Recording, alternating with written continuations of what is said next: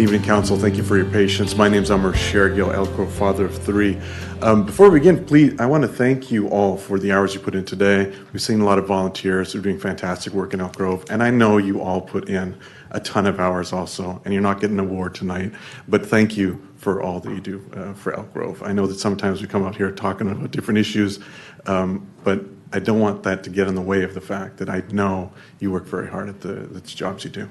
But today I want to talk about the city's violation of civil rights of people of color in Elk Grove under the California Voter Rights Act. Last time we came and I asked you to do some homework, to do some simple math, to look at the underlying data, which is going to decide whether the city of Elk Grove pays $4 to $7 million in a verdict. And it's my understanding that that hasn't been done yet. And in conversations with staff and council, I've offered to go through the data, and I haven't been taken up on that yet by a council member. But what's also disturbing is that it's my understanding that we haven't gone to the Palmdale decision, which is controlling authority, gotten the data from that, looked at it to see whether that data, which cost Palmdale, the city of Palmdale, $7 million, looks like our data, to see whether it would also cost us $7 million. So I've actually done that work for you. I haven't provided everything, but the first item is the chart. This is the chart from the City of Palmdale case. What it shows is on the y-axis, you have voter support for a candidate. On the x-axis is the percentage of minorities in a precinct. And as you can see, as the minority population goes up, this person of color's support also goes up. So there's a number of charts in that case. They put all those charts together, and the court determines, yes, race is a factor, and because of that, the city of Palmdale owes $7 million and has to go to by district. We had an example locally here in Washington Unified School District. They were given a demand, which I've shared with you all. They had a very similar graph, which was provided to the Washington Unified School District, showed the same thing, where populations of color increase, voter support for candidates of color also increases.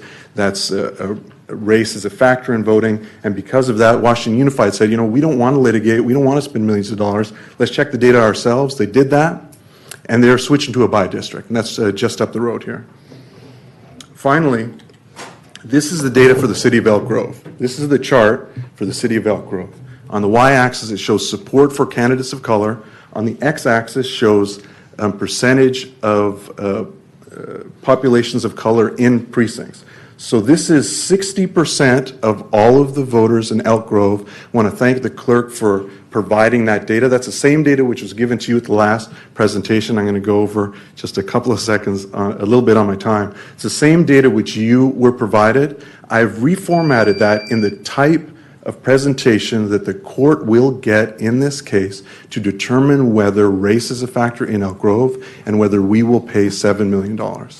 What I'm saying is, don't spend the money on hundreds of thousands of dollars on experts. This stuff is not difficult to do. You can actually do it yourself. If you want to sit down with me, I will step through it. It's not complicated math, it's high school math. And this chart shows exactly the same thing as Washington Unified looked at, same thing that Palmdale looked at, that race is a factor. Doesn't mean it's racism. It just means that we need to go to by district voting if we don't want to pay $7 million. Thank you very much for your time.